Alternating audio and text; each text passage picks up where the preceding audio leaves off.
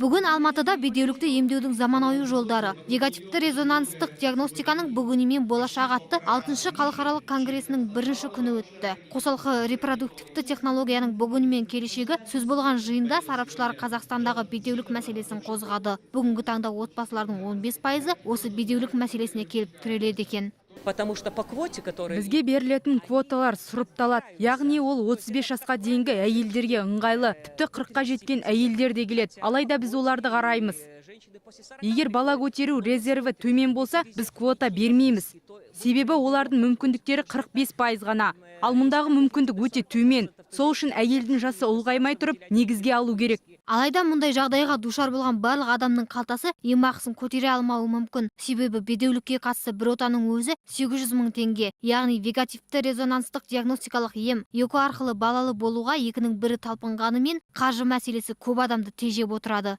Өзімдегі ауру белгісін білгеннен ақ емделуге тырыстым. Мемлекеттік мекемелерде ешқандай мүмкіндік болған жоқ. Сол үшін жекеменшік клиникаларға жүгіндім. Тексеріс нәтижелері сәтті шықпады. Алғашқы 3 ай үшін 100 мың теңге төледім. Ал ота тек 1 жылдан кейін ғана жасалады. Оған дейінгі үздіксіз емақысы тіпті қиындап тұр.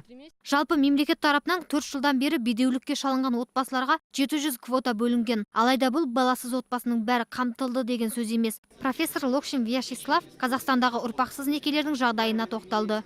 Қазақстандағы бедеулікке ұшыраған отбасылар ЭКО арқылы немесе ұзақ емделу арқылы түбінде бала сүюге енді қадам жасап үйренісіп келеді. Мәселен 2013 жылы 1200 бала ЭКО жолымен дүние есігін ашты. Біз бәрін бақылауда ұстаймыз, қазір бәрінің жағдайы жақсы. Бүгінгі конгресс заманауи технология мен түрлі жолдар арқылы бала сүюдің жолдарын кеңінен таныстыруда. Бұл әрине тиімді болады деп сенемін.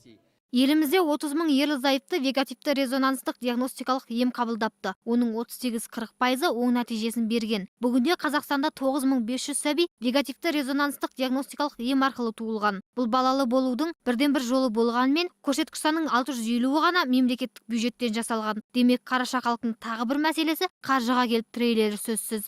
Ақбота Мұсабекқызы, Серік Қаржаубаев, Қазақ Ньюс, Алматы.